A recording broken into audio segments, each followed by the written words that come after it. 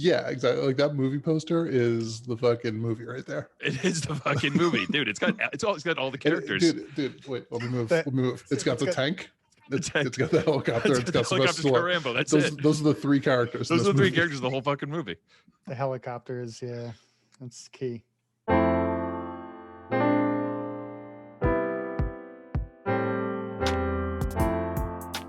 Welcome to Several People Are Typing.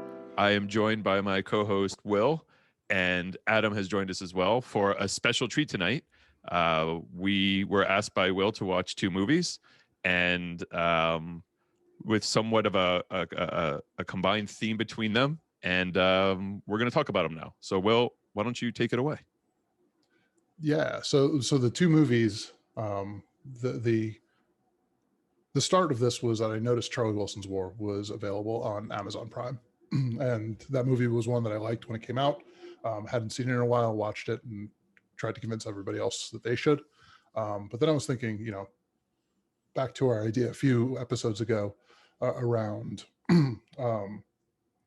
getting two movies relatively similar in topic. And this one is ridiculous in that they're both about roughly the same period of time and the same place. So, mid 1980s to late 1980s Afghanistan with the Soviet invasion and occupation of Afghanistan. But obviously are two wildly different movies in Charlie Wilson's War and Rambo 3. I thought I was pretty clever with that.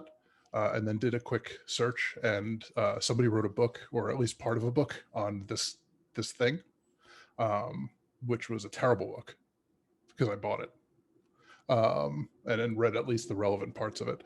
But I think it'll lead to some amusing conversations. So to start this off, kind of want to do everybody do their 30-second plot summary of. We'll talk about Charlie Wilson's War first. Jimmy, you want to kick that off? Sure. So, Charlie Wilson's War, directed by Aaron Sorkin. I would say somewhat of a love letter to American democracy in a weird way, or at least American liberalism. A senator that, personally has flaws, but one of those good at heart people gets pulled in by a religious person on the right to say, hey, there's some stuff going on in Afghanistan, and Russia's there, and Russia communism, you should go do some stuff. And Charlie Wilson, being this kind of somewhat unknown senator, goes around and does a whole bunch of hijinks and ends up funding a proxy war against the Russia presence in Afghanistan, ultimately helping Afghanistan push them back, and Russia leaving, and it's kind of a big happy movie at the end. Very funny, a lot of fun, a lot of great cast. I love the movie overall. Adam? I mean, I Charlie Wilson's War, what can I say? It was a debauchery and a secret war being waged between Russia and the U.S. through Afghanistan. It was I don't know if I thought the ending was as happy as Jim did, but there's that ominous warning. But it was a fun ride. It was something I wasn't familiar with Charlie Wilson beforehand, so it was good watch. Cool. Yeah, my take on this is this is Aaron Sorkin wanting to take on essentially put himself into the movie in the role of Gus Avocados, as the wittiest man alive, who always is the smartest person in the room. Tom Hanks as the affable congressman, who is very, very flawed, and Julia Roberts as the ultra right-wing crazy Christian, and how the three of them together convinced the United States government to spend $1 billion fighting the Soviet Union in Afghanistan, and the hijinks that ensued from there. This is a comedy / drama, but was really well written. Yeah, I agree. Aaron Sorkin does have He definitely has like a flair for writing, a lot of quick dialogue, a lot of back and forth, where the dialogue just keeps like seems to move completely unaware of what's happening in the scene. It does this really every time he does these types of things. It's like a thought continues to progress among multiple people, no matter what physically is happening. And the more these are different, the more captivating it tends to be. Aaron Sorkin as Tyrion Lannister as Gus Avocados. And I totally agree with Will that is probably who Aaron Sorkin wishes he could just be all the time. I mean, he clearly wrote it, so he clearly, that you're right. That does feel like his standing character. But it was a fun movie. A bit reductive, but that's fine. I mean, I wasn't going there to learn a history lesson, right? But it was a good movie. I enjoyed it. Yeah, I think that kind of raises a good point, is that this does, while it's still fiction. I lost you.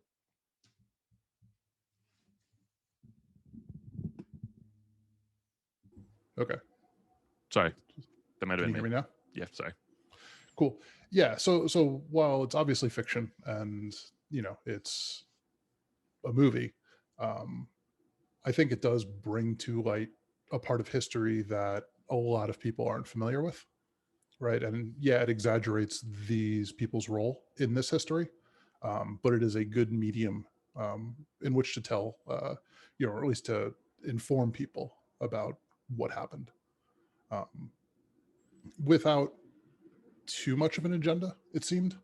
But going back to Sorkin real quick, I didn't know that Aaron Sorkin wrote this when I first saw it. And I watched it with Megan last night again, just in prep for this.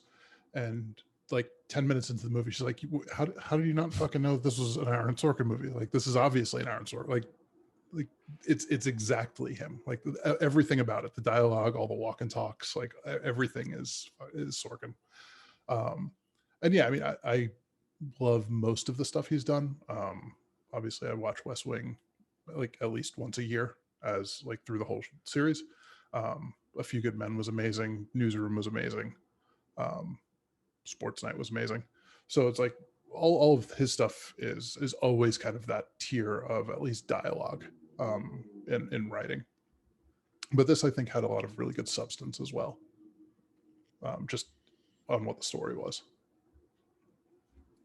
Yeah, I was going to say, I don't think I've actually seen anything else from Aaron Sorkin. None of the things you just mentioned, but the dialogue was excellent. I thought it was quite enjoyable. A bunch of witty characters throwing it back and forth. It was all right. Social Network. Did you see that? I did not. I should. Yeah, Social Network and A Few Good Men are top tier.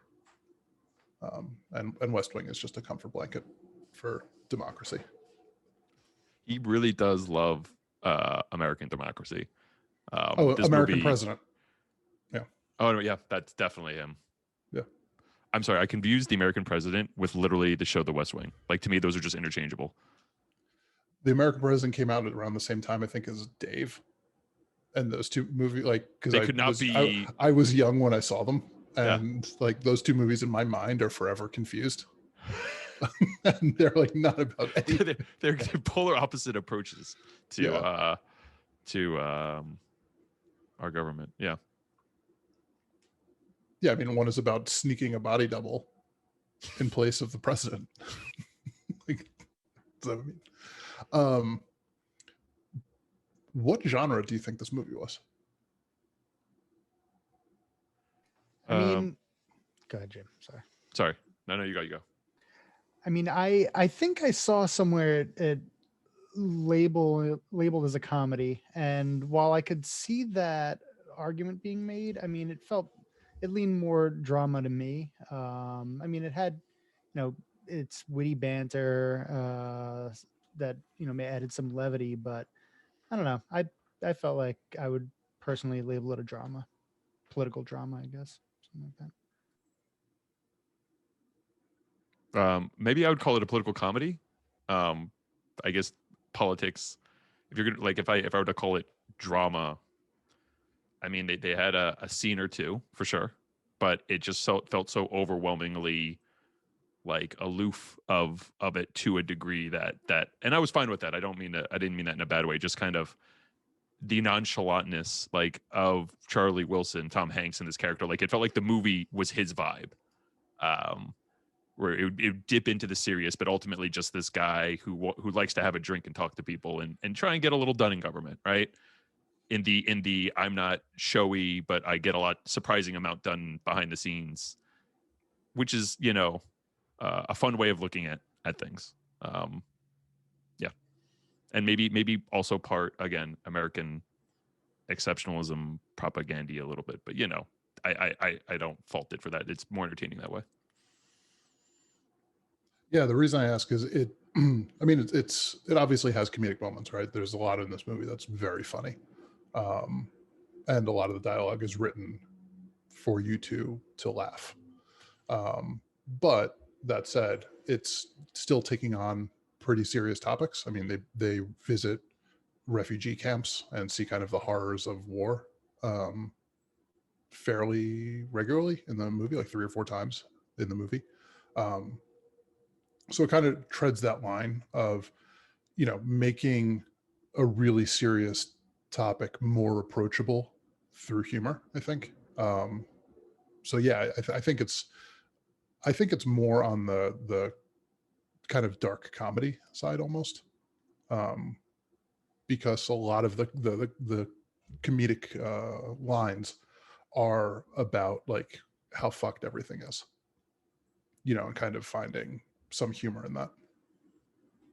I mean, one of the first cuts that when they go to Afghanistan, it's like a first-person view from one of the Soviet copters, and that was actually horrifying. That was probably more intense action than I think anything in Rambo 3, where they were just kind of peppering the ground and just disintegrating people and like horses and a few things. It was, I don't know. I had a hard time calling it a comedy, even though, yeah, like you said, there's some good witty banter. There was stuff to laugh at in there, but overall, I don't know. I felt like the topic was a little bit too heavy for me to personally classify it that way.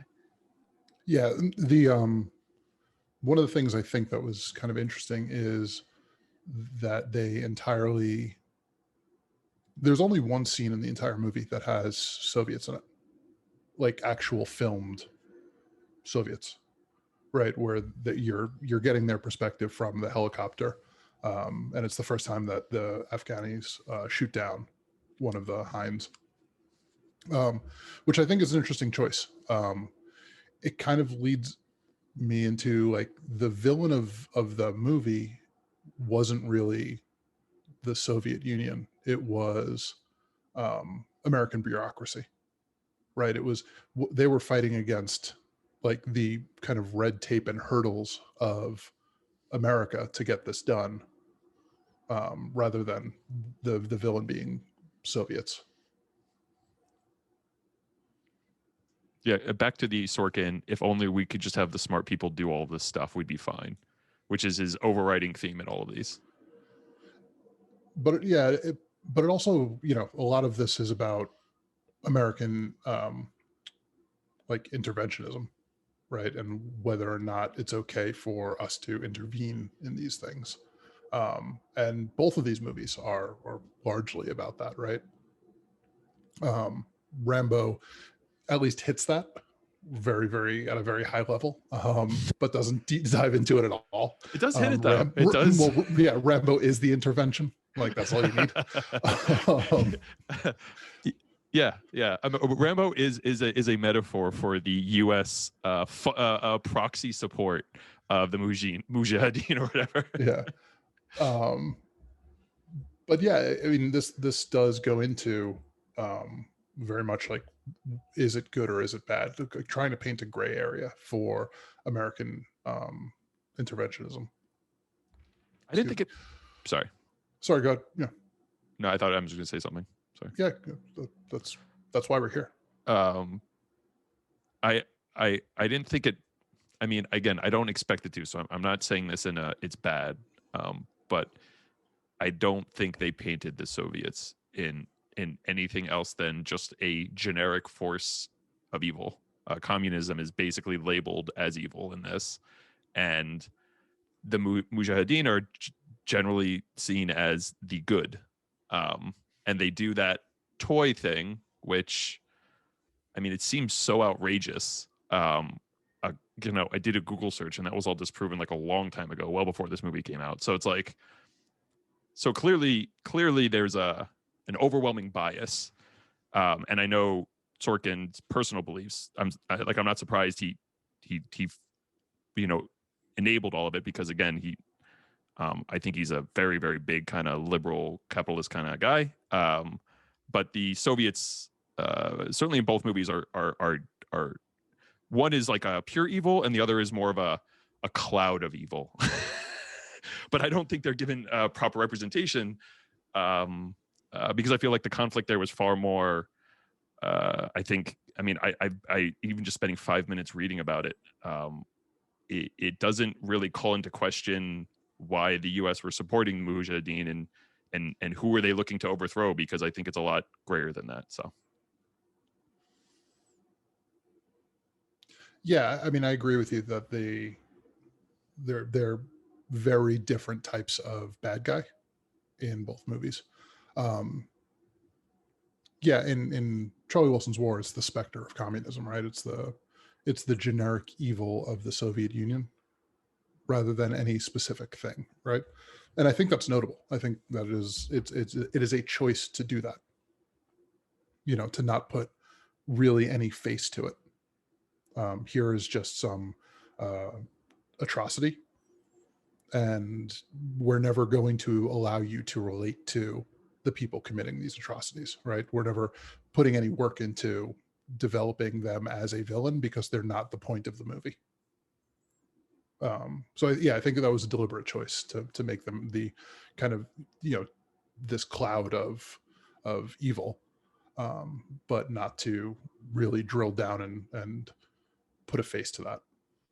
You know, allow you to empathize with the Soviets in this. It certainly would have complicated things. Yeah, for sure. But what they do what they do, or what Sorkin does with the script, is he kind of peppers throughout, or at least, you know, kind of modulates the strict American propaganda with the, you know, the Gust constantly trying to say the little Zen master fable, right? Of we'll see. You know, because obviously this movie was made with hindsight, right? Like, we all know how it turned out in the long run.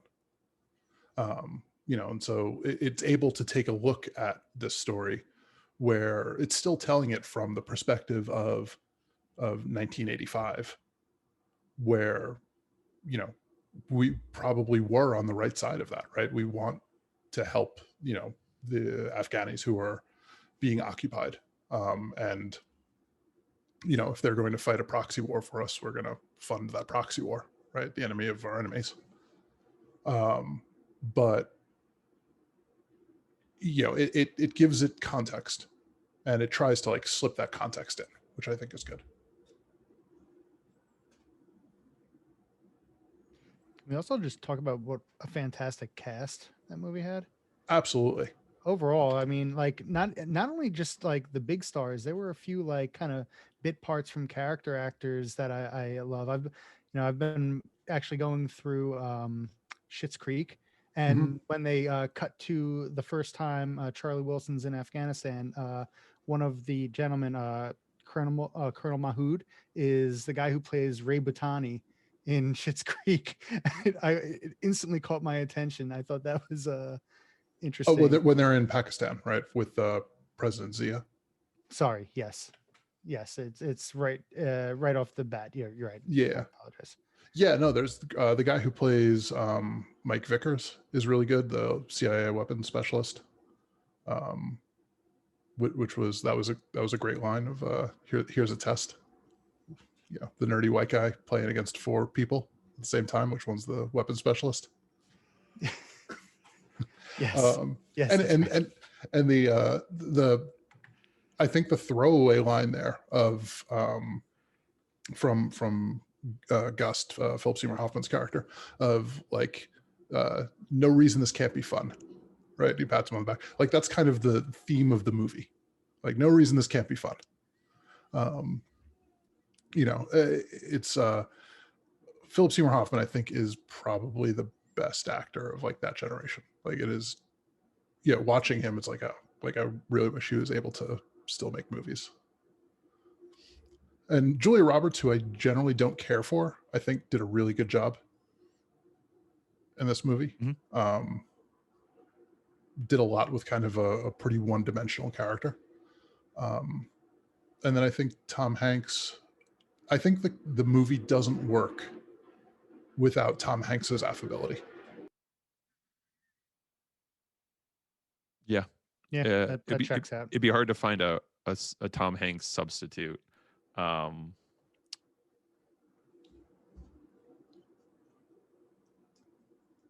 I think, yeah, I can't think of one. I mean, I'm sure there's a couple out there, but he was an absolutely great pick for that. well, I think this was my favorite Tom Hanks role, because I think he like actually did a great deal of acting here.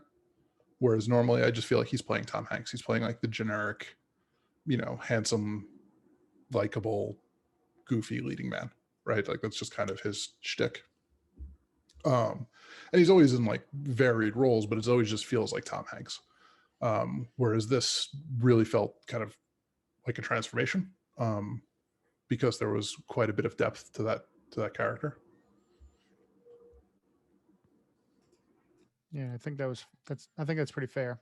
He was excellent in the role. And I was trying to think as you were saying that, like Tom Hanks's other roles that come to mind. And I'm like, yeah, this one does stand out as him kind of playing a character that's unique. Second only to Joe versus the volcano. To your point, well, I think a lot of his roles, when I go through them, feel far more reactionary. Like, his character is always reacting to events, not taking initiative. Here, he didn't have to do anything. He was not threatened. He was not personally hurt, and he just saw a thing and he went after it, but without the like, because you did this to me kind of moment. And that probably plays somewhat into it, right? Yeah, absolutely. The also, he's just playing a really interesting guy, right? I think that helps a lot. I think the kind of the source material helps, where the real Charlie Wilson, like when he was interviewed about this movie afterwards, he was like, they let me off easy. Like, he did, like, none of the stuff in the movie, like as outlandish as it seemed, like he apparently he was way worse.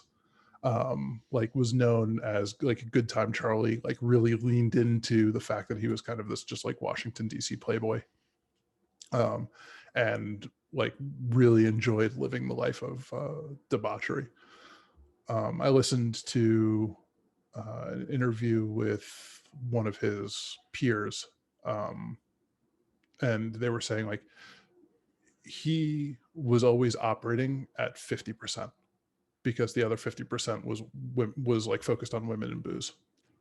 And like, if he just would ever devote himself to actually being a congressperson, like the sky would have been the limit for him.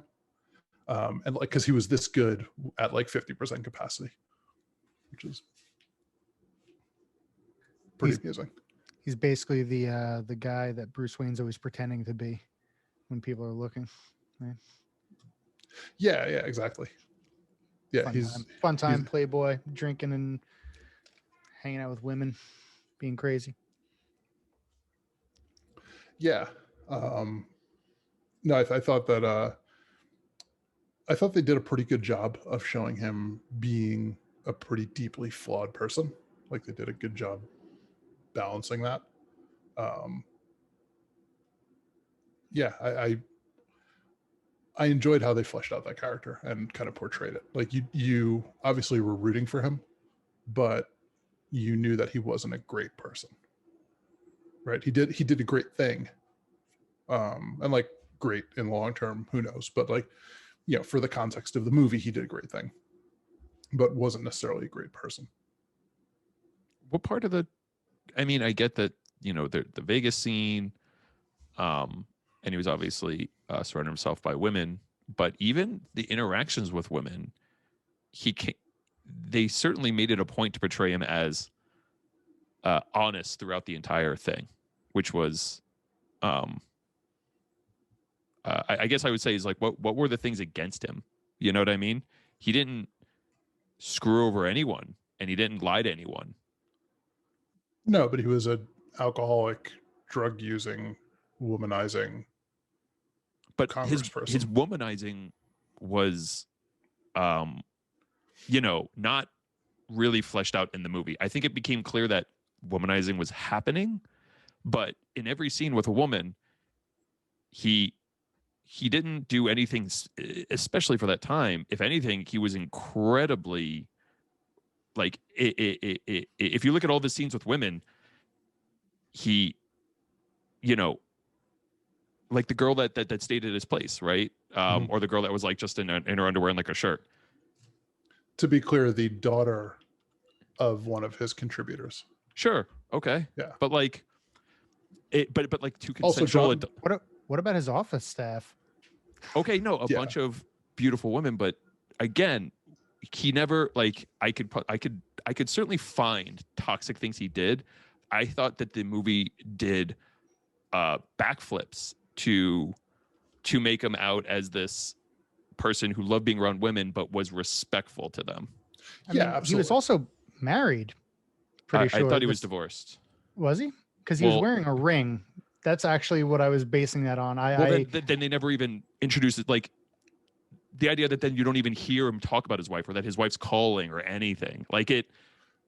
Yeah, so I believe he was divorced at the time. He was divorced at the time? Yeah. Okay. I thought they said he was divorced. I'm pretty sure he had a ring on. That threw me off then.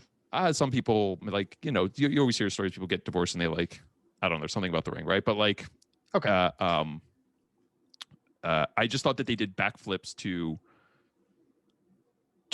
clearly show that it was there, but then never actually show it in any scene. In my opinion, he was the most respectful, misogynist, you know, I've ever met on camera. Yeah, absolutely. I mean, I kind of wonder, and you know, we'll get into this more later probably, but you know, I wonder if that's just an artifact of the time, right? This was made in 2006, 2007. And you know, that's only 13 years ago, 14 years ago, but that's a long way when it comes from, like, you know, social issues like misogyny, and portraying him as, like, you know, kind of the likable womanizer, I think is kind of par for the course for that time. So I agree with you. I mean, I think that they did a good job showing his flaws. I don't think that they tried to make him toxic in any way. Right. Exactly. Make you aware that this is all definitely happening off screen. We're just not going to spend a single scene with him doing it on screen because he's the hero of this movie. Yeah, I agree with that. Adam, were you going to say something? Sorry. Oh, it looked like you raised your hand. I thought we were in class. I'm just you playing fiddling with your what is that, a waddle? Is that what that's called? Yeah. That's definitely what it's called on me. Just fiddling with my second chin here. It's a news. and I don't want to. I know this isn't meant to go here, but the only reason I called out the questioning, which was, again, because I never cared about history ever, but just doing like a quick research. I mean, the Mujahideen were fighting the Democratic Republic of Afghanistan. This was a group that, sure, the Russians were absolutely backing, but they were a Marxist-Leninist group. They were pushing wealth equality, women's rights, education, and the hard religious right in Afghanistan in the suburbs, right? Oh, weird. Don't know what that's like. Pushed against it. So my point was, and I get that this is like, yeah, how far back do you want to go? Because really, at this point in the war, the Soviets basically, being communists and all, and Marxist-Leninist stuff being far closer to communism than Western capital, they're clearly helping and they're funding and they're getting deeper and deeper into it. So then the Americans start to go against it, but these were the this was the deep right of Afghanistan that we funded, and that was my point. Yeah, I don't disagree with you, right? And it is, it's one of those things where in hindsight, obviously it was the wrong choice. But if, at the time, the greater threat is the Soviet Union getting footholds, further into the world, further than they already have. And this somebody who wants to fight against them and essentially bleed them is, at the time, we thought it was a good thing for our interests. Like, I'm under no pretense that any of this was altruistic by the United States, right? Like, this is us putting in a government that we thought was advantageous to the United States, regardless of whether or not it was advantageous to the, Afghani people. It was anti-communist, therefore anti-Russian, therefore better, therefore what we wanted. Turns out during the Cold War, that's a pretty important thing. Right. I guess it and I again, this is nothing I'm ever going to fault this movie to ever hit, because they're coming into it years into this thing. It's not, I don't need a whole history lesson and then to debate why we're, are we sure we're on the wrong side? I have no problem with them just assuming we're on the right side. I mean, we write the history books, blah, blah, blah, and all that. Americans can do no wrong kind of thing. But like the Afghans definitely, a leftist party took control and tried to do mass like wealth reform and education reform and women's rights reform. And it's just funny to me that like we come in to trample that and then at the same time claim we're the heroes. It's just whatever. Yeah, inserting governments was kind of the thing that the United States did for, I don't know, 50 or 60 years or so. Like, that was a pretty important part of our history that, is not a great look. Yeah, I mean, if you look up pictures of Kabul from like 1970, it's a much, much different place. So anyways, but moving on. Yeah. No, I agree with you. They didn't. There's no moral ambiguity in whether or not the Mujahideen were on the right side, right? They never questioned that. There is a little bit of ambiguity in whether or not us helping them was the right decision, given the context of what happens, later in the world. But they never question whether or not the Mujahideen are on the correct side of that conflict. Right. It's Russians invading, which is really more Russians defending the leftist government that was instituted in Afghanistan and trying to help keep it together, and then toy bombs, therefore, bad guys. And to your point, Charlie Wilson's war does take a much more nuanced look than Rambo. They yeah, I mean, they did kill a lot of Afghanis, right? Like, the Russians did. Absolutely. Yeah. Kill a lot of. They effectively became the armed wing of the leftist government, because it turns out that leftist views were only popular in urban areas. And so while it was very popular there in the suburban, country, it was not popular at all. All this, they wanted to secularize the state and pull away religion. Weird. I guess we thought that was a bad idea. Sorry, I'll stop. So yeah, I mean, again, right, this is obviously fiction. It's obviously a movie. But I do think that it does a good job of giving you some historical insight. obviously reality is substantially more nuanced than an hour and 36-minute movie or whatever the runtime of this was could be. And I don't think that in 20 years, 30 years, anybody's going to be looking at this as like, oh, this is the definitive story of this time, right? Like The historical documents. But there's really not that many movies made about this time, which is why I picked these two. Like what's the other movie about Afghanistan in this time? It's Rambo 3. What was it? The Kite Runner. It goes into the 2000s, but I'm pretty sure it spans a period there. Okay, yeah, I did not see the Kite Runner. I'm not sure I saw the movie. I read the book. I may have seen the movie. I may not have. I don't know. But they will, in a few years' time, go back to Rambo 3 as the definitive tale of Afghanistan. Yeah, I hope so. We're whalers on the moon. We're whalers on the moon. Exactly. It's a good dig. Deep cut there, Jim. So yeah, go to segue into Rambo 3. Adam, what is your 30-second plot summary of Rambo 3?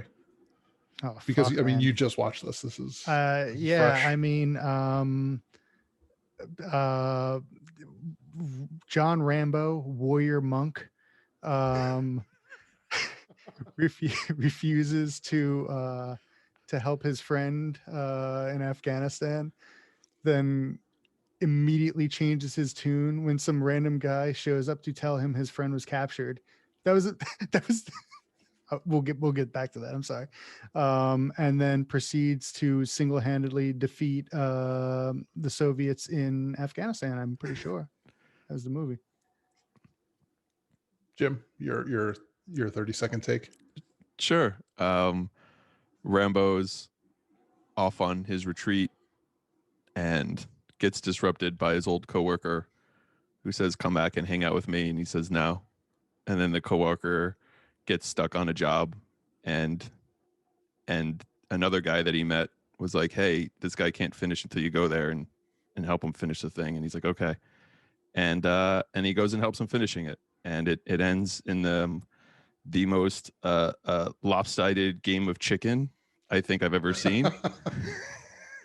Ever. It was absolutely spectacular. And I thought the action was great. The movie did keep a pretty good pace once it got going. It was an enjoyable movie. I liked it. It was fun. It was fun. Yeah. So my take on this is Sylvester Stallone and his muscles and his headband and a tank took down the Soviet army in Afghanistan. Why? Not entirely sure. But there was a Soviet commander who hated John Rambo, and John Rambo hated the Soviet commander, and everything led up to that ending, which was phenomenal. Really underrated piece of writing, this movie. Yeah. So what did you guys like about this movie, and what did you guys dislike? Dude, dem muscles, man. Yeah. I don't know if I've actually watched. Oh no, okay, that's not true. I was gonna say I don't know if I've watched any Stallone films, but I definitely saw Demolition Man. I don't recall his muscles, but Sylvester Stallone, he's a jacked dude, oiled down. It's pretty impressive. Oh yeah, there was. I mean, I don't want to know what the like baby oil budget on this movie was to keep Sylvester Stallone in that like sheen. Another coat, quickly. It's hot out here. Yeah, but I think that raises like kind of an interesting point, is that like this is really at the tail end of like the 1980s action movie, and like the 1980s action movie star is kind of the Sylvester Stallone type, right? You have him, you have Arnold Schwarzenegger, you have really Dolph just Lundgren. Dolph Lundgren. You have muscle bound, essentially professional bodybuilders who are just like these, hyper masculine ideals of what a real man action star will be. And in the 1990s, you get into kind of the Bruce Willis Die Hard, dad bod kind of action hero, where it's like the average Joe, like you could just insert the normal guy into extraordinary circumstances and watch him do amazing things. And like obviously there's a lot of like transition to that, but this is really kind of at the tail end of the like Arnold Schwarzenegger, Conan the Barbarian, Predator type of action movie. Yeah, so I think Stallone's muscles are notable as like a trend here, where it's kind of the end of a trend. So this movie held the record for highest body count in a movie until the 2008 Rambo came out. There's only one movie that can beat a Rambo movie. That's another Rambo movie. I thought you were going to tell me it held the record for the biggest knife. No, I feel like that was absolutely Crocodile Dundee. You may be right. Which I believe came out the same week that this did. Like Crocodile Dundee, I think, was a contemporary of Rambo 3, I believe. I mean, it's been a while since I've watched Crocodile Dundee. Are you sure the knife was comparable? Because that knife was literally the size of Stallone's like calf. When he gave it to that little kid, I'm like, why would you do that? That was a terrible idea. Don't let that kid touch that knife. Kid was swinging it around like it was a sword, man. That knife basically was a broadsword. It was ridiculous. And then he's using the mine detection technique. I was like, I don't think that's safe. That seems like a terrible way, like face first, to just uncover mines. It's like, man, this guy's real tough. Yeah, it's the one man army, absolutely unstoppable machine of Rambo, right? The cliche of Rambo exists for a reason. Him cauterizing his wounds with gunpowder, and like, hey, I'm gonna pull this out the other side and then like burn both sides to keep. Like, what? I actually had to run into the other room to tell Colleen about that. I was like, so remember I told you he had a spike through his abdomen? He just shoved his thumb into his back to push it out. It was incredible. Oh man, that was also the backfire on that cauterization, that the flame shot out the front of the wound as well. Like he had just launched an RPG out of his abdominal hole. It was pretty wild. Yeah, I mean, I hope that they were sued at some point by somebody who thought that they could do that in real life. Can I not? I was gonna tuck that away Get the gunpowder. Tuck that away in my survival kit, like right in the back of my brain. Yep, one bullet, a knife. I'm sure nothing bad would happen if I tried to remove a bullet from its casing with a knife. I could do that. I mean, if John Rambo can, you can. Okay, but yeah, this was like kind of ultra, like the hyper gory, hyper action packed action movie from the 80s. But what were you gonna say, Jim? I cut you off. I was gonna say this is like if an 8-year-old who loved playing army game watched Charlie Wilson's War and was told to recount it. Like this is a reduction of a reduction kind of moment. And I love I love that they actually made horses fight tanks and helicopters. I honestly, and this is gonna sound really weird to say, but Sylvester Stallone, I don't know how to say this without sounding weird. The way he runs, like I feel like that guy is just trying, and he's just got like a really great run. A lot of people run and they look stupid. When he runs, I'm like, man, that guy is like putting everything in. Like it's like he took acting on how to run well. And he does the same thing with horses. Was that him on the horse or not? Because I mean, they were pretty zoomed into his face. Like that Yeah. looked it like, looked that like him, right? him. Yeah. I thought he did. I thought like I love those, and like him riding a horse. I was like, holy shit, he's doing the thing he did with running, but on a horse. Like he's making the horse go faster because he's doing that. Like I'm fucking throwing everything into it kind of thing. And you know what I mean? Like most people you see riding a horse, and it was like literally he was turbocharging it.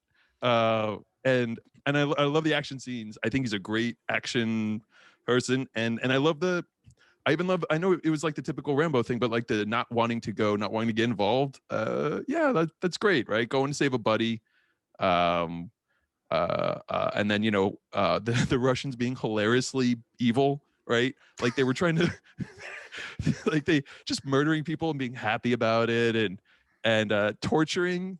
Never too much, because you can only show so much torture. So it was always like, we're just gonna hang you here for a while, which I'm sure would have sucked, but like really that was like the worst thing you could have done. They should have really sprung for a winch. They just had that big Russian dude pull Yeah, up. he was just, I'm like who's this torturing more, right? The prisoner, the guy who stuff hold that there, right? And what would they even want? Like, did he know where some missiles were? Like a few missiles? Like I don't even know. I know where the missiles are. They're really close. In your ass. Dude, Colonel Murdoch had all the best one-liners in this fucking movie. I wrote down several Colonel Murdoch one-liners, but in your ass was incredible. Like that's what I want to pull out when I'm being tortured by Russians. Whatever they want, it's really close because it's in your ass. Well, yeah, and as he's saying it, like you know it's coming, right? Like you can see that one, but like he still says it, and like, oh shit, he said it. That Russian guy didn't know it was coming. That was the Not, important part. he did not. That was great acting, because he did not. You did not. He's like, know. oh yeah, close. Yeah, the script writer didn't let the actor playing the Russian in on that, and then it comes. He's like, what? It's like genuine shock. Are you fucking kidding me? I have a knife to your throat, and you're gonna pull this shit. Pull and that, then pull that rope again. So yeah, and then they get, all right. I'm jumping to the end of the movie, but just another funny scene, because whatever, right? And then they escape, and what does the Russian do? He's like, he traps them, and he's like, guys, seriously, you have one more chance. You're just like, dude, what is? We don't want to kill you. We really don't want to kill you. I'm like, man. It's like it's the first time you've ever captured an American before. Like, we can't ever let this one go. We'll never capture another one again. I think they actually explicitly say that you're the first person captured. You're the first American captured. In Absolutely do. Yeah, I think they explicitly say that. Ever. We've only ever caught one of you. It was. Yeah. Can we talk about that scene where Red from that '70s show goes and tells him that his friend is captured? Because it's the most awkward thing. He just walks up out of nowhere. He's like, Rambo. He's like, what? He's like, didn't go well in Afghanistan. Thought you should know. Like, okay, that he's like, thought you should know, and then just starts walking away. I was like, dude, you flew out there just to deliver that message by person, and then someone goes, what about me? No context. Just, what about me? What about what I want? What the fuck, dude? Yeah. Also, I mean, to be clear, he's going to the monastery that Rambo, where Rambo lives, and donates all of his money to try and make peace with the fact that he murdered lots of people in the first two movies. And to Adam's warrior monk point, starts the movie in a stick fight in like Bangkok, because like, to get more money to donate to this monastery, which seems like might not be the correct interpretation of Buddhism, but then again, I mean, Buddhists are having a genocide right now, so didn't expect that either. Rambo ahead of its time. Like, do you think like the people at the monastery were like, we're gonna audit your finances because we're very concerned where this money's coming from? And there's Like, is he just a proto Keanu Reeves? Is that what Stallone is? He's just like the guy that has no affectation and is just does crazy action in movies. Is he like the early like John Wick? I mean, I think that if you could have, like, I think Sylvester Stallone was 10 years too early because he would have been an amazing Neo. Because you could just see him Oh, going, you think? whoa, I I don't with I don't his think I could. ridiculous Italian accent. Or I don't even know if it's Italian. It's the Stallone accent. I don't know what accent that is. I don't know if I could buy Sylvester Stallone as a world class hacker. Yeah, it would have been like, this is the peak of your civilization. Bensonhurst. Just like where do you film in that? Where this with this accent makes sense. You could put in some really good stop or my mom will shoot Easter eggs into like the Matrix code. Like it would have been so many missed opportunities here. And again, more of the American exceptionalism, right? He shows up to one camp and someone's like, why are they staring? And they're like, they've never seen anyone like you before. It's like, Jesus Christ, man. In fairness, they probably hadn't, right? Like, I don't think that's a big stretch. Also, Sylvester Stallone with 4 gallons of baby oil and a headband. Like, I mean, it has nothing to do with America. This is. I know by the way you look, you have no experience in war. Yeah, what a line. Who says that to Stallone? Who says that? Like I mean, was I supposed to read that as sarcasm? Because it was not delivered as sarcastic, right? Yeah, no, that took. I had the exact same reaction to it, where it was like, did the writers really just like want this trope in there of like, Rambo gets to prove how much of a badass he is to this one specific guy? Like, you have no experience in war, but show me how you fight for a sheep. I feel like that was like Stallone's first writing credit was that line right there. He's like, we're just going to put this in there. They're like, it's Rambo 3. Okay. The idea that, that the audience isn't very aware of your capabilities. Sorry, go ahead. I've shot a few guns. Yeah, with like all the scars on his chest and like, yeah, okay. But that does, to your point, Jim, like they do go out of their way to like try to get some depth to the Mujahideen, right? They really try to tell that story in a way that I was not expecting from this movie, right? Like I expected they would do a little bit to set the stage of where they were in the world, and that's it. But they spent a pretty good amount of time like trying to explain this conflict, and like of course through the lens of Adam's on or Brian's on.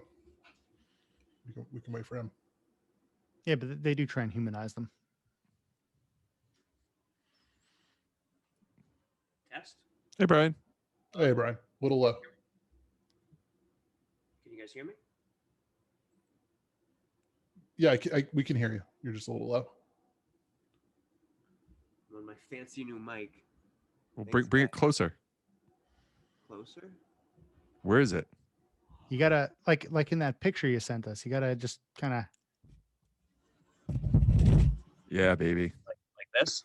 Yeah, there you go. Yeah, you sound better now. How's that? Yeah. All right. I don't have headphones though. Is that a problem? As long as we don't get feedback, then nope. Yeah, I was actually going to ask. You guys are not hearing yourselves through my headphones, right? No. Because I usually have these things cranked up. Adam really wants to drown out the rest of his life whenever he's sitting at his computer. I mean, I literally have. So you tell me if I've got feedback. No, I can't nothing. hear. Fantastic. So Brian, what is your 30-second plot summary of Rambo 3?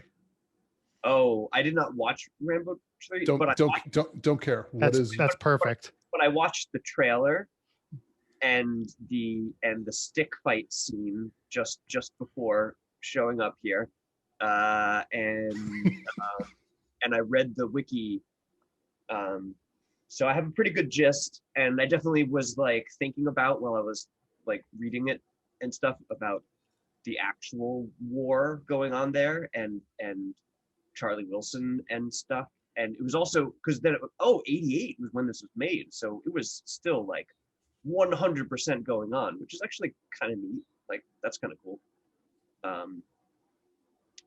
Yeah, Rambo wins the Afghan Soviet war, right? That's the, like, he shows up and he shoots a helicopter with a explosive bow and arrow. I'm pretty sure yes. Brian actually watched this movie. It definitely has a bunch of like ripped off scenes that have showed up in other things, right? Like the hot shots and these kinds of things.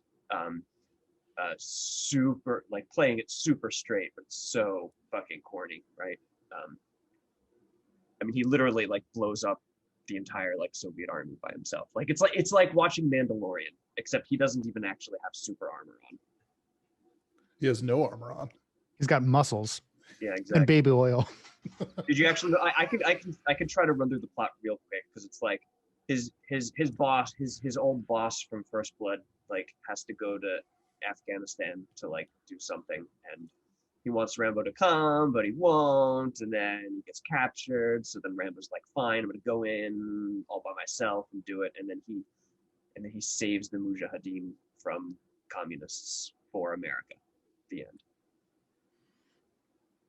I think specifically not for America. He does it for Rambo, and he does it for Rambo's boss.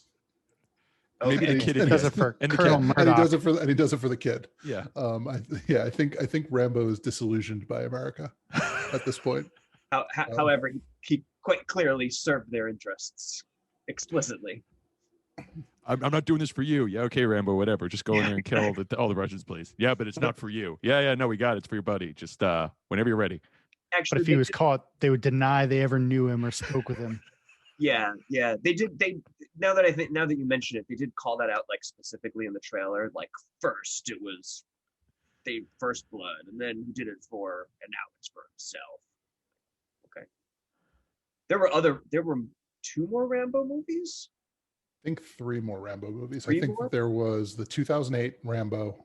Just There Rambo, was Rambo. 2016 Rambo something or another, and now in 2019, I think there was Rambo Last Blood, Which is still not as bad a name as First Blood 2. First Blood Part 2. Yes. Yeah, it was back. That's kind of another thing. Like the 80s action movies were very much franchise based, right? Like this is, it was all about the franchises.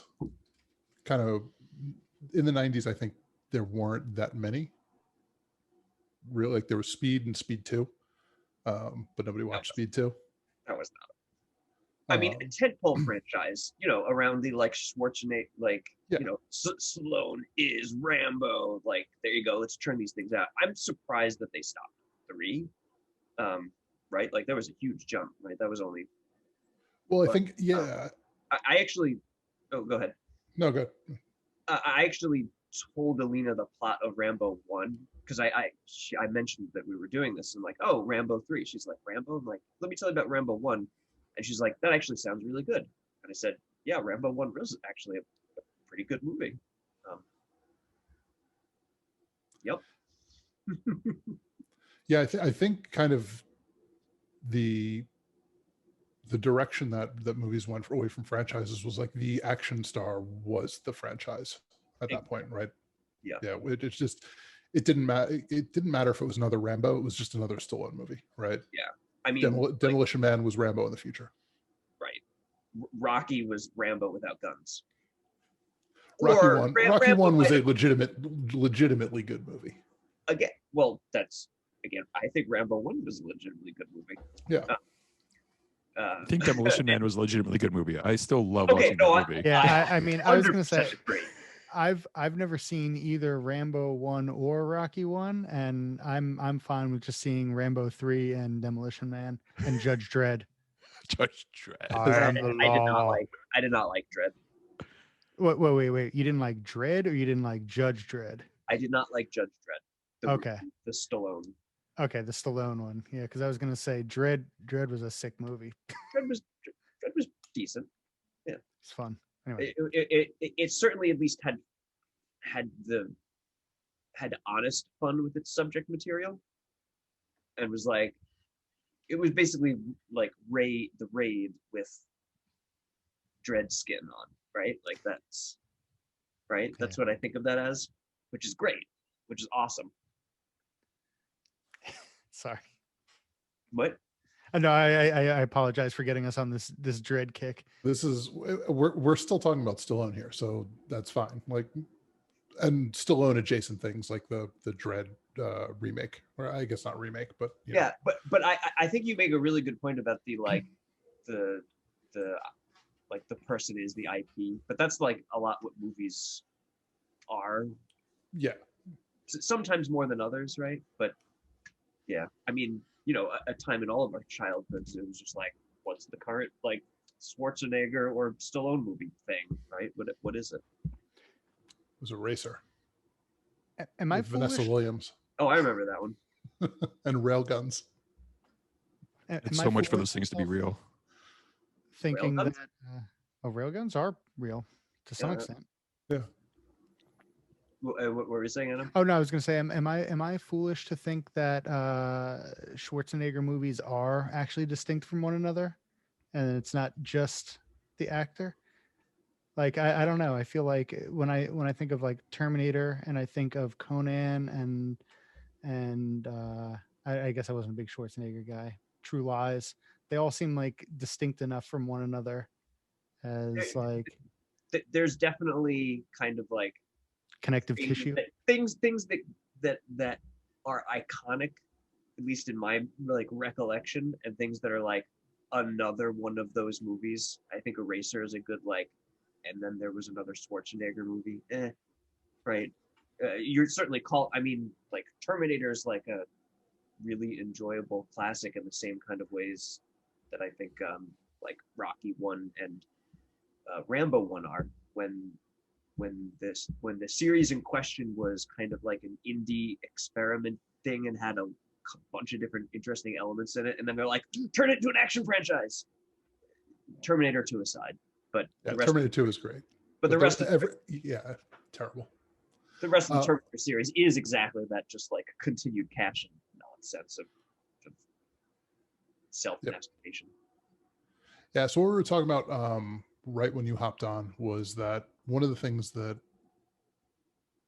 we had found interesting, or at least I had found unexpected, was the way that Rambo 3 went kind of deeper into humanizing the Mujahideen and like really giving them a part in the story than I expected them to. I thought that it was just really going to be about here is the place that you're existing in, and here is the method in which you are getting to this battle, and that's it. And who cares what the backstory is?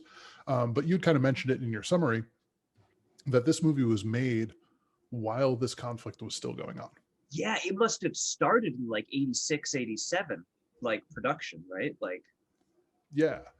And so that kind of raises the like how much of this, to kind of Jim's point, is just straight up American propaganda, right? Because like this is, I'm positive that there was an aspect of that. Absolutely. Yeah, and like how much was this movie used, or at least the thought here was to frame the conflict the way that we want to be able to frame it. This is fighting communism. This is fighting this like very, very explicit evil. Like these, the Russians are comically evil in this movie. Oh, they did come across that way in the small clips, yeah. Although I just not to sidetrack the point you're making, but I don't even feel like I saw the Mujahideen in the trailer, right? So, but that doesn't sizzle in a trailer. But if in the content of the movie they're portrayed in that kind of way, then cool. I mean, interesting. Yeah, he spends a decent amount of time like with the Mujahideen, just kind of like hearing their story and like what's going on with them. Partly to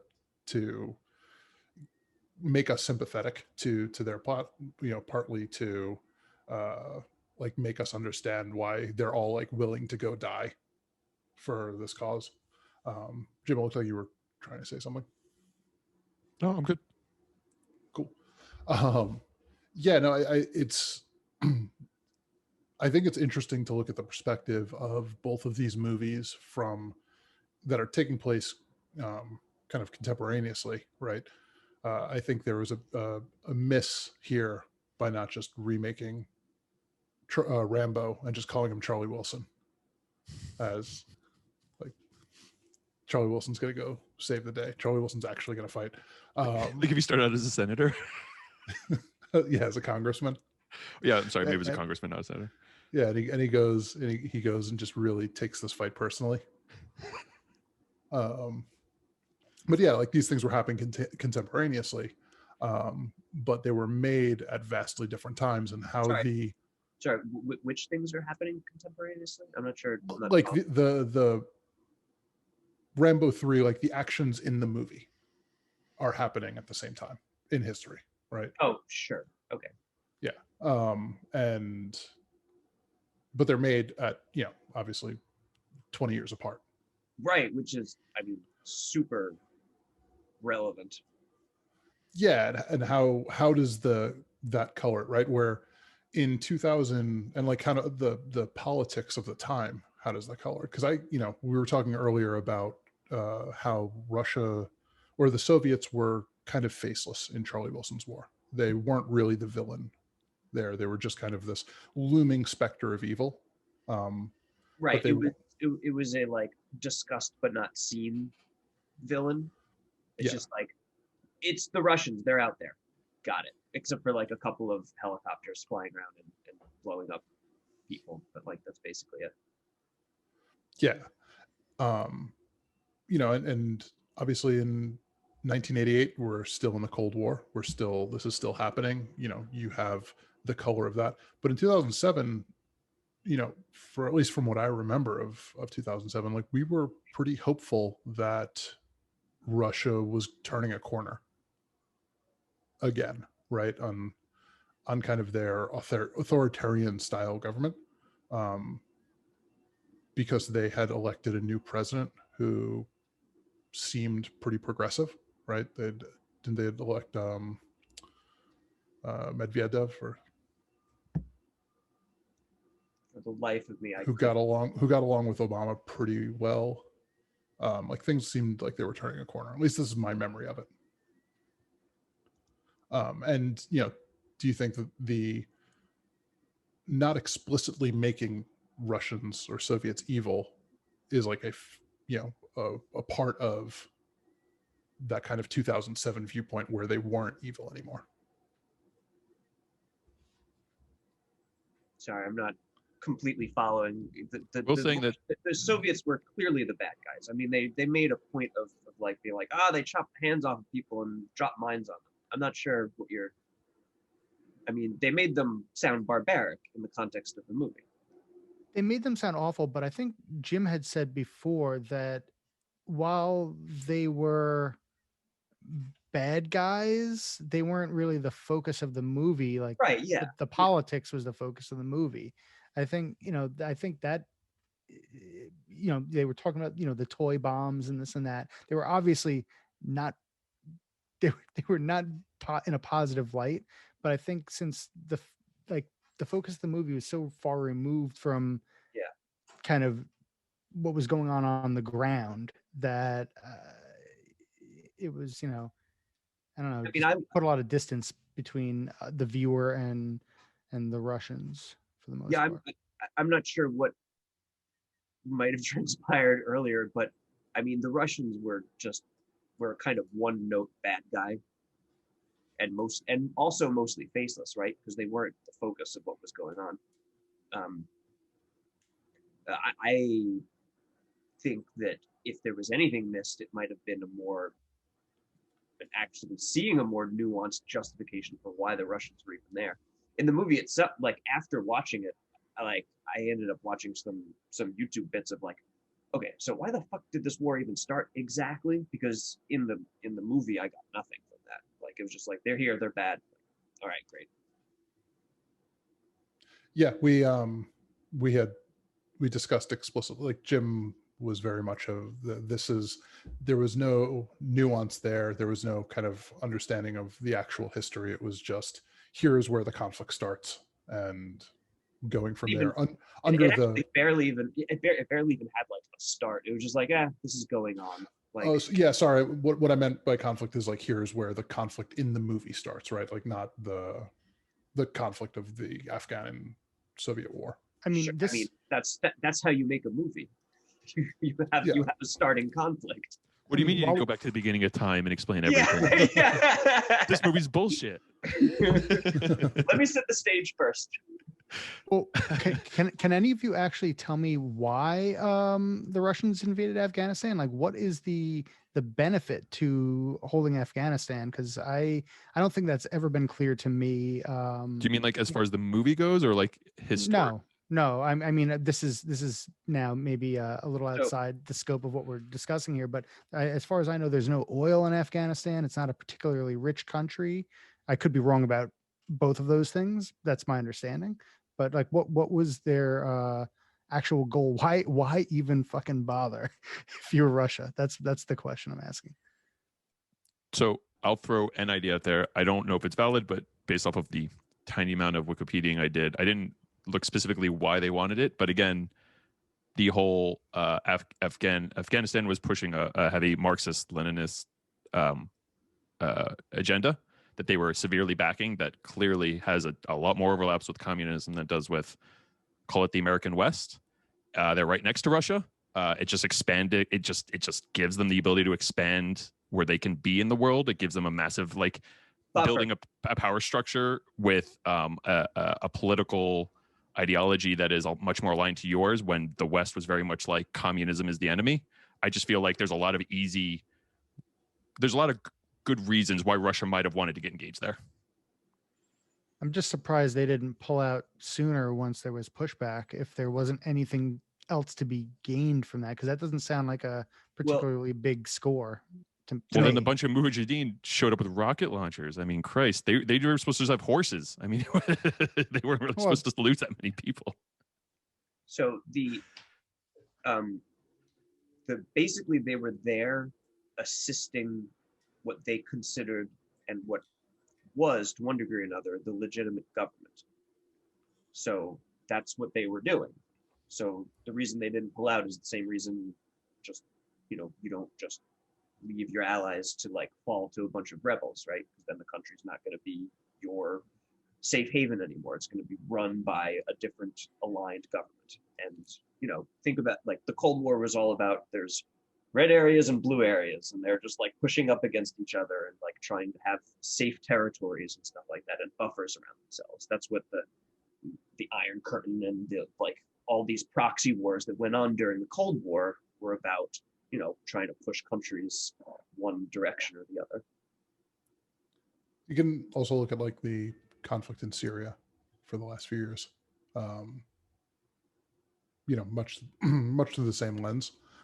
Whereas the Russian government is backing the legitimate government of Syria, and the United States has been like kind of hemming and hawing on whether or not to back the rebels there to oust Assad.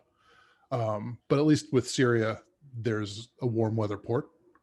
Like you get something out of it. Yeah, that's what I always expect. That there's some get beyond just, but supporting a government that is more or less aligned with you. That makes sense, and I know it happens quite often. But I'm always looking for the good get, though.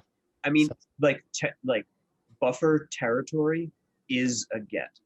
Full stop. Okay. Afghanistan also is, its location is basically like the crossroads between all these like the great empires of the world, right? Like, Yeah, pretty often you're, friendly or allied with countries purely because of geography, right? Like we give a lot to Pakistan purely for logistic reasons to support the war in Afghanistan, right? Like we need to keep resupplying our front here, and it has to go through Pakistan, and so we give a lot of money to Pakistan just to support that. Geopolitics, man. Territory equals stance. Like what your territory is defines what your politics are going to be. So I feel like we didn't spend enough time talking about the game of chicken between the tank and the helicopter at the end of the movie. And Brian, I feel like you are. No, Did you see this? No, unfortunately not. I mean, I saw some reel of a tank and a helicopter at some point, but were they like flying at each other or something? Yeah, this is a these helicopters only flew 5 feet off the ground. Jim and I were talking about that before the podcast.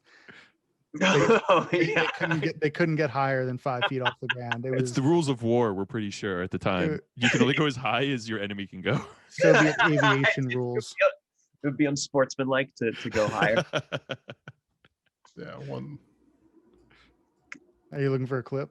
Yes, because I feel like. Okay, wait, 1 sec. No, actually, I just downloaded the movie, so I have it. So can I just say during that scene, he is like unloading on the helicopter with that machine gun. That's part of the tank. Yeah, and I had a really hard time with that because I just watched him blow up another fucking helicopter with a compound bow. It was like, wow, this other helicopter is really taking those bullets from that machine gun pretty well compared to the last one, except for when it really counted and he needed to kill those guys because then the bullets went right through the windshield. It was like a sheep bite. Did Rambo like jump out of the tank beforehand, or was he just fine? Yeah, Rambo's fine. Yeah, he's fine. Yeah, the tank protected him. He protected the tank actually. He jumped in front of the tank at the last minute. Here we go. I think this is pretty close. This is going to be good for whoever's listening to the podcast. I don't know if you guys remember this. He's going around with the knife and he's lifting the mines up out of the ground. We discussed before that's the safest way to disarm a mine, obviously, face first. And then he gets to the trap with the 2 fishing lines attached to grenades and a stake in the ground. So he like rolls over onto his back and slides under it. The buffoon following him for some reason just playing devil's advocate for the movie here. Rambo didn't clear mines on the other side of that. The only safe path is through. There's probably more mines. I mean, he still had his knife. That's the only thing I could think of. He just knew that there would be more mines on the others around the trap. I just wanted to see 2 more strings going from that pole to the next pole. I didn't see those strings. Is that so much to ask? You could have even fixed it in post. Maybe you should do a remastered edition of this where you kind of. That's the only thing I change. Yeah. Well, I'm sure you can find some others. Just comp in some fishing line. That's it. Get it on Fiverr. Hey, I need you to edit. We're doing a phantom edit of Rambo 3. We're fixing the most important problem with the movie. If only George Lucas had directed it. Yeah, exactly. We're like, so you want us to fix the tank running into the helicopter? Like, no, that's perfect. It can't be improved. Cinematic masterpiece. I mean, they did make them like seem like kaiju attacking each other. Like that's how it was filmed. I mean, so Rambo is not a good movie, but it was damn fun. Like I had I had way more fun watching that movie than I expected to. Like I expected to just kind of like slog through it. I'm like, oh, like I'm doing this because like we need a place to comparison. Maybe there's going to be some interesting things to talk about. But I like legitimately had fun watching that movie. Did it have good pacing, would you say? Yeah, I think it had pretty good pacing. Like there was a pretty good amount of Ex- action. Good execution on that goes a really, really, really long way. Not overstaying your welcome makes almost anything fun, right? Like, Yeah. So that kind of leads, like, do you think that these movies hold up? Like, are they I still? thought Charlie Wilson's War was great. I feel like Rambo could hold up too, because it's pretty obvious when you watch it that it's a goofy action movie, but then all of a sudden you're like, wait, is this Afghanistan Mujahideen thing, is that like real? Did that really happen? Like I can imagine somebody thinking that now and in the future. And I think that's a good moment because you can then learn about it. Great. Same for Charlie Wilson's War, which I thought was a really fun like movie with the cat. I mean, there was some disjointed parts, and I'm bummed. And it was so fun hearing the Giuliani shout out. I'm bummed that Bin Laden wasn't in the movie. That seemed like a miss. So the original ending was supposed to be September 11th. Yeah, like that was supposed to be the original ending. Literally, like these people that we decided to not give the schools to literally did 9/11, and we're gonna miss like putting a bow on that or something, or at least even hinting at it. Like I wanted like a name drop of like, oh, we're working with a bunch of new Mujahideen now, including this Bin Laden fellow, right? Like, give me that. But whatever. Yeah, so apparently Tom Hanks was like, it was a hard no for him unless they changed the ending. Like that was too dark for the movie. I think making that too explicit is not would not be as good. But it felt like a yes. Tom Hanks said too soon. It's obvious. What was that? I said Tom Hanks said too soon. Yeah, from what I understand, he was the reason that they changed the ending.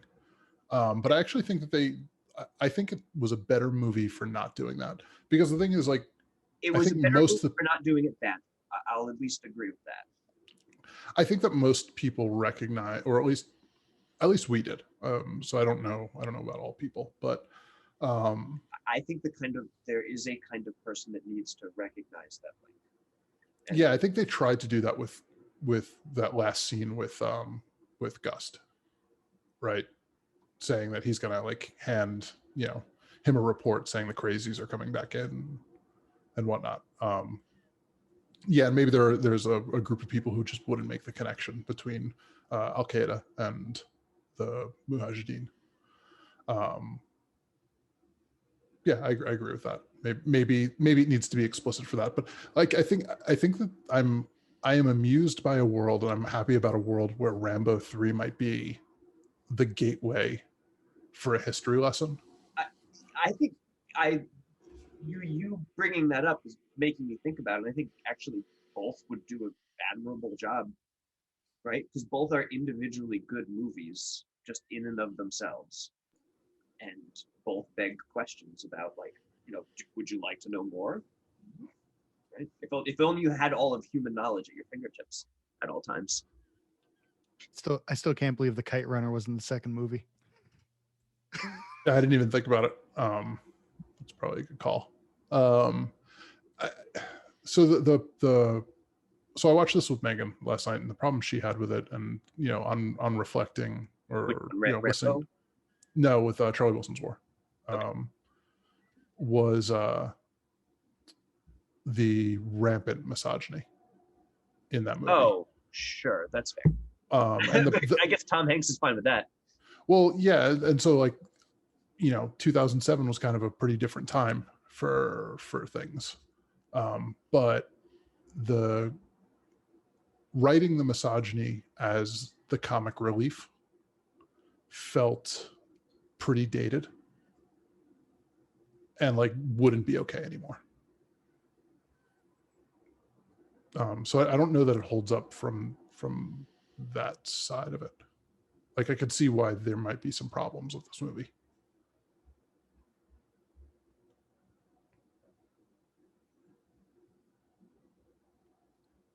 You know, and the sorry, go ahead. No, I felt like Aaron Sorkin was writing a movie where he didn't.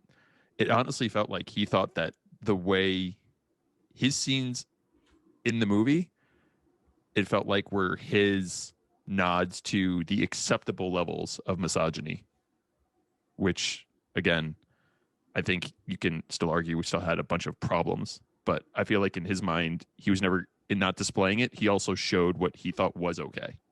And to your point, there's a lot of that in there that's really still not okay.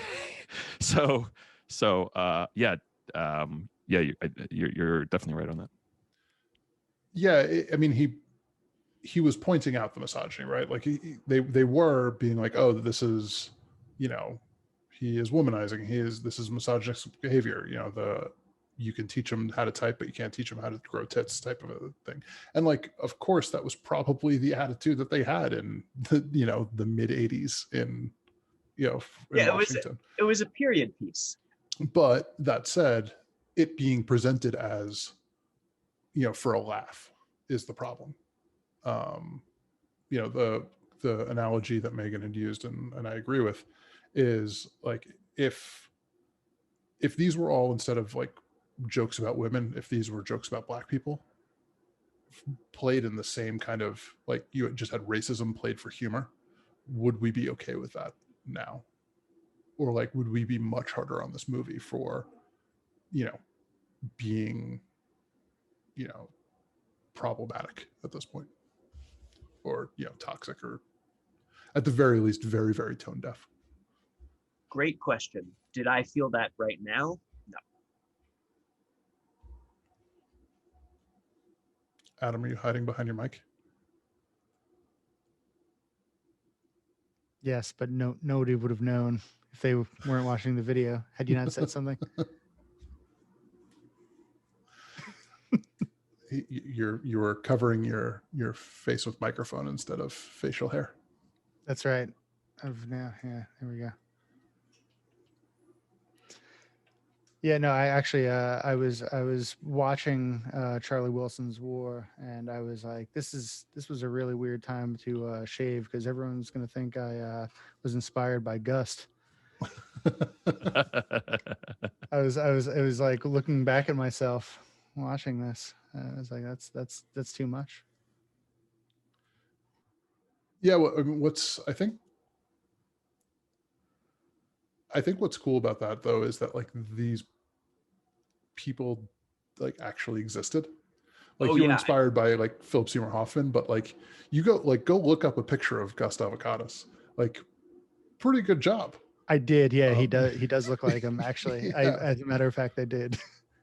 Yeah, pretty good job. Same thing with Charlie Wilson. Like Tom Hanks does a pretty good job of looking like, you know, a reasonable facsimile of the real Charlie Wilson.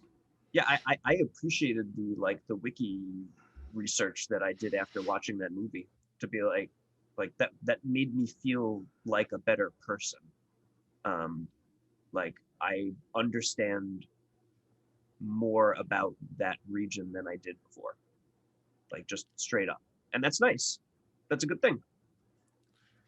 Yeah. I don't know if I would have done that watching Rambo, but I guess but you know, we can get run some tests on groups of children in a decade and see which inspires them more to learn about history.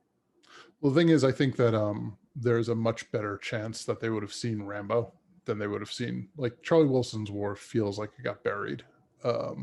Rambo is kind of iconic, and like not Rambo 3 is, you know, that might not be iconic, but Rambo as a character people know who Rambo is. Most people don't know who Charlie Wilson is. Yeah. You just say like, yep. Yeah. And like, you know, I look at it like, oh, of course I want to watch a movie with this cast in it. Like, I don't really care what it's about. Like, I will watch that. I'm like, oh, this happened to be very, very good. But I think probably more people would just like spur of the moment watch Rambo and then maybe get pulled into the history that way, hopefully. No, I think it's interesting to use these as gateways into actual events. Historical fiction, baby. I don't know that I would go so far as to call Rambo historical fiction.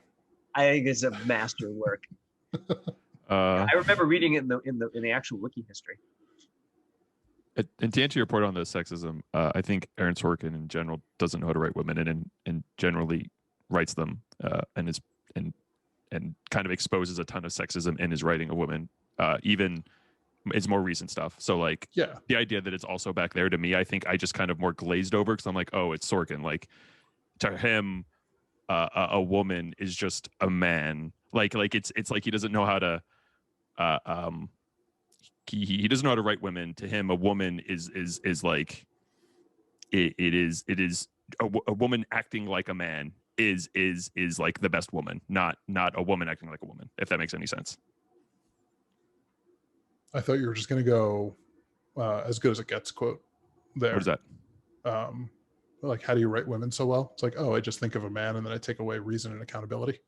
Yeah, I'm sure. I would not be surprised if he thought that every woman was like that, except for like the quote unquote strong women in his movies, which are literally, again, just women with like he writes women like a man, like he just puts it in a man, but he's like, oh, but a woman said this, and like that's him writing women. Like he doesn't. Like Demi Moore and as A Few Good Men. Well, and, like yeah, and you go to West Wing. I mean, I don't know. CJ Craig was pretty well. So this is why I think that CJ Craig was Megan's favorite character. I wonder if she was written by him. I question that heavily. Just fair enough. Yeah. And that like Donna was okay. Like Donna I think was pretty well written. I feel like now we're going into a tangent where Brian and Adam just have never seen either. If you guys haven't watched a lot of Sorkin, then not one bit. Well, for the last 2 minutes, I was trying to squeeze in the Shania Twain "Man, I Feel Like a Woman" quote. I thought Jim was about to say it any second. I was actually waiting for those words to escape Jim's mouth. I was just thinking about badly written female characters. Well, you know what's that's actually what I was first doing. I was going to go on a complete tangent. There's a sci-fi novel, Dragon's Egg, that is phenomenal in many ways, but the author has zero clue how to write women, and it is painful in that regard. But that's completely unrelated. I mean, it's a pretty common problem. And I think that Sorkin has all sorts of issues on his own, right? Like he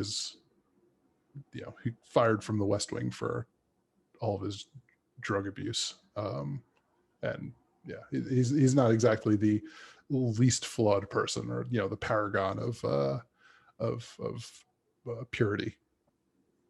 So, makes sense that he has some, troubling interpretations on women. And again, this was 2007, and I think that playing these things for laughs was broadly acceptable. And it took Megan saying like, hey, this I couldn't get past this part of the movie. Like this ruined the movie for me. I was like, that's fair enough. That quote that you said definitely kind of, I remember it was like, Jesus, like you just said that. Okay. What was it? You can teach him to type, but you can't teach him to grow tits. Oh, right. Yes. That was. Which is kind of funny because if you really think about it, it's literally the exact opposite of that. So like the joke doesn't even make sense. But you can teach them what? Like learning how to type is a relatively easy thing. Like getting plastic surgery is effortless. It is just money. Like oh. It doesn't even make sense in a misogynistic viewpoint. I don't know, Plastic maybe surgery Like, never crossed A my plastic mind. surgery. What's that? Plastic surgery never crossed my mind. No, but like that's all I'm saying. Like You it doesn't don't- even you don't it's grow silicone misogynistic. That implants. doesn't even make sense. But maybe plastic surgery was different back then. But like I don't know. When did fake tits start becoming a thing? I don't know. I feel like we're going down a weird rabbit hole now. Yeah, I mean, I'm sure before the 80s. All right. Anyways, I I knew they existed when I was a kid, so they had to have existed before the 80s. that's the extent of my knowledge. I'm just saying that I thought it was 1962. it was a bad 62? Wow. Adam did not just look that up. That is like encyclopedic knowledge of. there's no Googling here.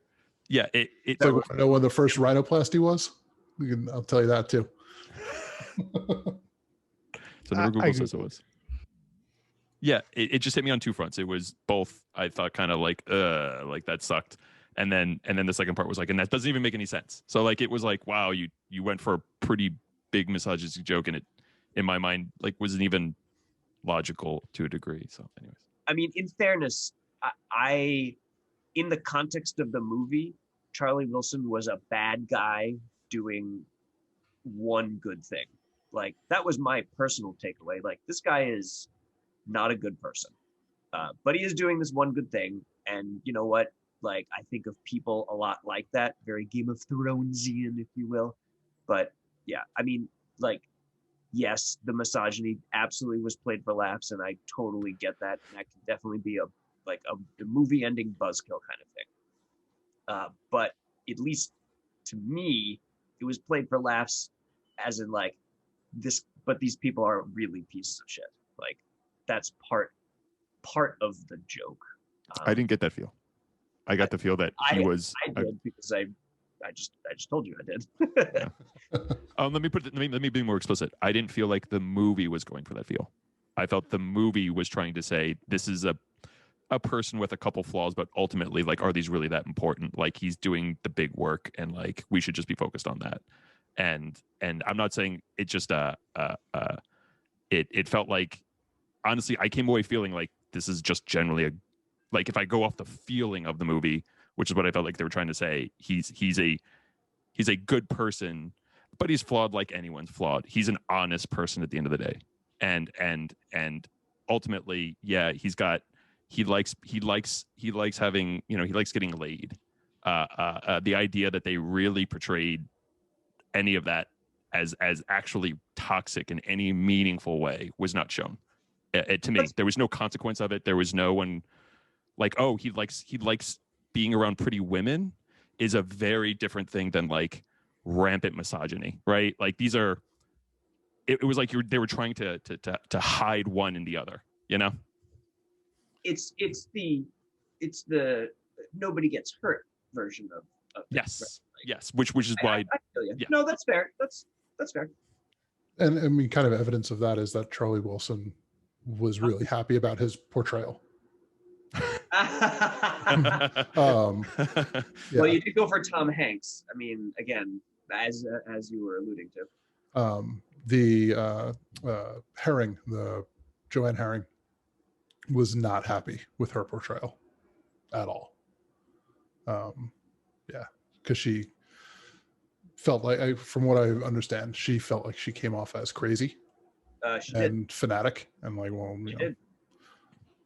ultra right-wing person probably is. I didn't do too much research into like the actual Joanna Herring, but I'm curious as to like if that fits. No, it was not. It was complicated but unflattering, I would say. Yeah. Julia Roberts also looked like her, by the way. I Yeah. quickly, after you were talking about the casting and the kind of the way they captured the real people, yeah, she really they nailed that. Hair, makeup, the whole deal. It's pretty impressive. The Julia Roberts applying mascara and putting a pin, like That a was bobby pin horrifying. neck, was terrifying. And I was like, man, is this what you do? Like, is this how this works? I'm glad you reminded me of that because I instantly purged it from my mind because that was horrifying. Oh my Yeah. god. Apparently that Oh. was a way that you used to have to do it before the formulas changed, and now they're better, so you don't have to separate your lashes now. But that, yeah, it was terrifying. I'm in awe. Yeah, so I mean, I think that's it for things that I had to to talk about. Anything that we didn't hit on that stood out for you guys? Or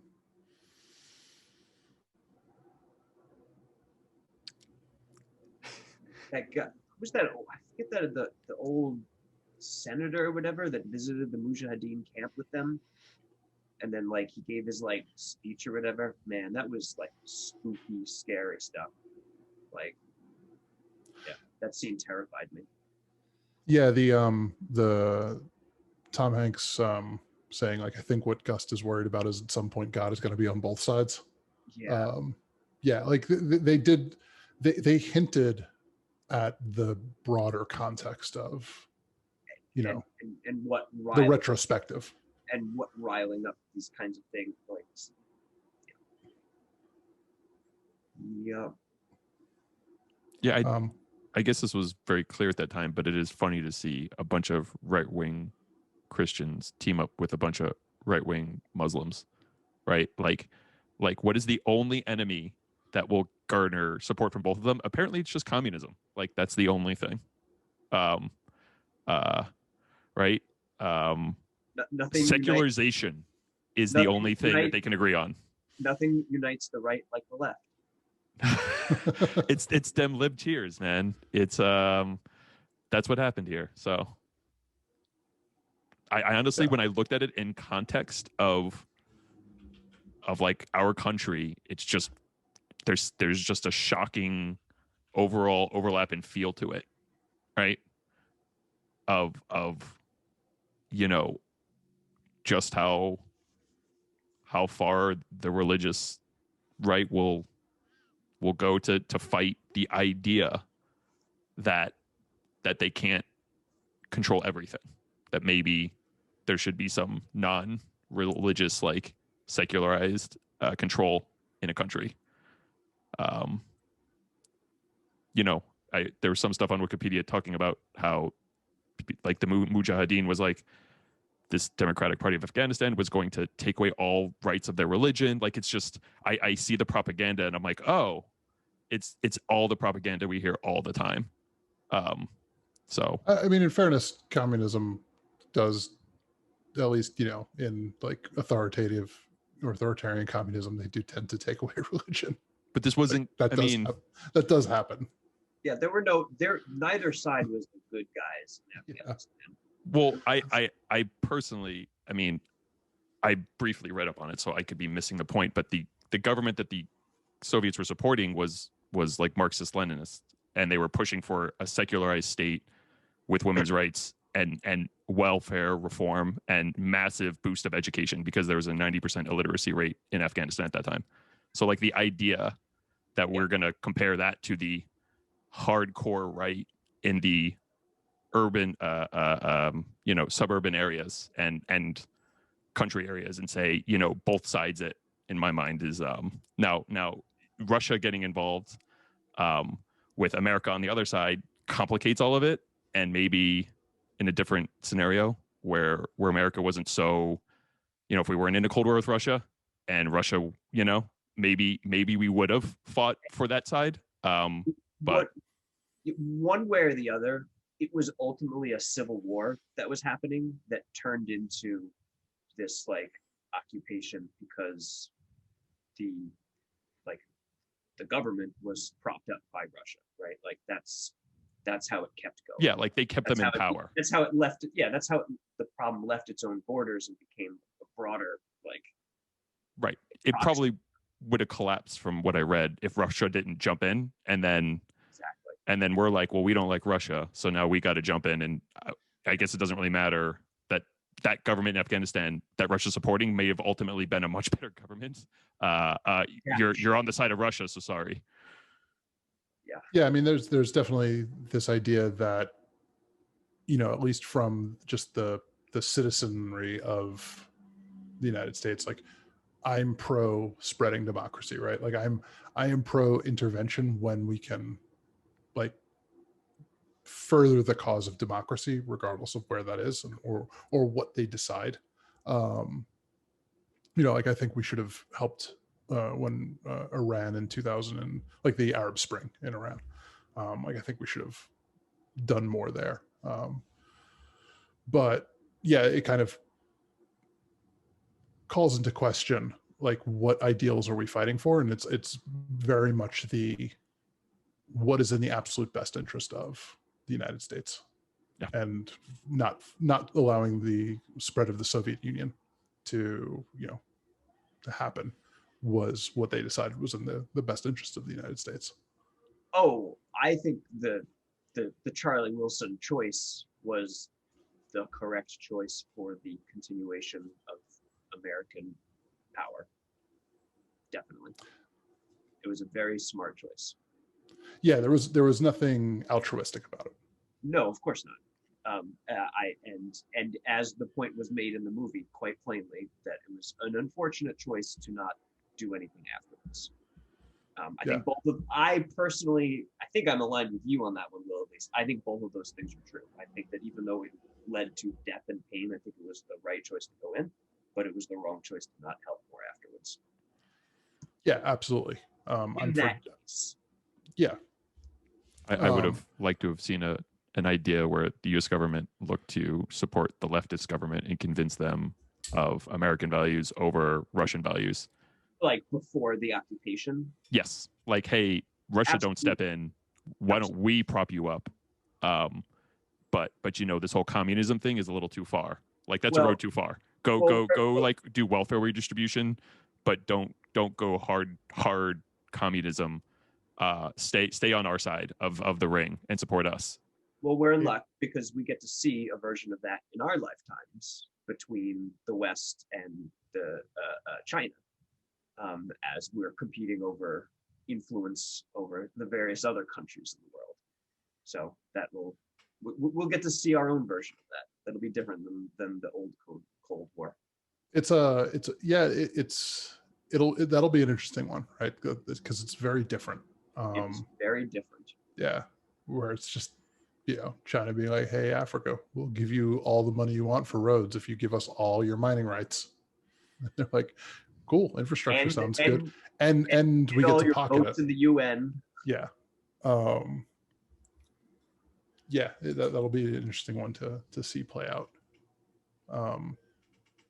Because I agree with what I see as the perspective you're putting forward, Jim, of giving a better alternative, like, hey, you should be with us. Look at all these great things we'll do for you, as opposed to, hey, looks like you're siding with our enemies. It's time to topple your government. With whoever's there, we don't care how nuts they are. Like, they're going to get a whole lot of support now. I don't know where these tanks are showing up for. Whoa, where do all these tanks come from? I don't know where these guys got all these tanks. By contrast, our actions in Iran during the Cold War period, not a set of choices that I think were sound. Yeah. Go look at Jim if you want to be mad. Go look up why Iran hates us. Yeah. Spoiler alert, because they deserve to. We can go watch Argo as our next U.S. Imperialism. I remember edition. I did see Argo. I kind of liked it. I don't remember any politics from it. Like I felt like I didn't have any idea there wasn't what was much happening or why. Yeah, it was just like there's some hostages somewhere. I'm like, all right, great, fine, whatever. We're just gonna go rescue them. Ben Affleck was good in it. Yeah. Like, have you ever seen the chart that shows that Ben Affleck and Matt Damon can never have a good career at the same time? No, but that makes sense. That if one of them's doing well, the other one is just in bomb after bomb. Wait, when has Matt Damon been in bomb after bomb? Has that happened? Yeah, like Elysium was terrible. Like that got released right around when Argo. Didn't he do a movie with a farm, a zoo? I bought a farm. Yeah. I think, or We Bought a Farm, Zoo. something like We that. bought a zoo. We Bought a Zoo. Yeah, I some think shit like that. I Colleen don't know. watched that. Seems like something Um, Colleen would watch. yeah, it was just somebody pulling like the Rotten Tomato scores on their movies, and like they're just the overlap is hilarious because it's just like inverse. Right, like Matt Damon's doing Born Identity and Ben Affleck's doing like Geely. You're just like, Yeah, oh my exactly. God. Yeah, they can never have a good career at the same time. They're both in Good Will Hunting and peaking there, and then just diverge immediately. They're also both in Dogma. Dogma was Yeah. No, Kevin Smith Alright. movies do not hold up. I don't know if I like most Kevin Smith movies. I feel like I still have a place for Dogma in my heart. I feel like the Unfortunately, you can't find any. old atheist in me loved Dogma because it was like dunking on religious people. Sticking it to the religious Yeah, people. but like but that movie is not that good. Does that get old? But as a 30-year-old atheist, Yeah, I want a little more nuanced take. you Yeah, want it you was- want your dunks a little bit more. Yeah. Look at this nuanced. person. They have faith. It's like, oh, God damn it. Can we be a little bit more imaginative? Like, that's it. All right. I mean, Dogma's probably one of the better of the Kevin Smith movies. I mean, that's my take. Nobody has to agree. That's fair. Cool. Yeah, so let's wrap this up. Yeah, Great. thanks for watching. The trailer. Yeah, thanks for watching the trailer, Brian. Thanks for entertaining the very, very loose connection between these two movies, and trying to give it some thoughtful discussion, which I appreciate. But I think that there is, some interesting parallels between a moderately serious take on history and the man that we all wish we could be. Charlie Wilson. Oh, absolutely. No, I mean, clearly Gus Avocados, right? Like, that's the man. I can go topple the, kind of the Greek government, and then go topple the Soviets in Afghanistan. Like, that's obvious. Clearly the hero is Gust.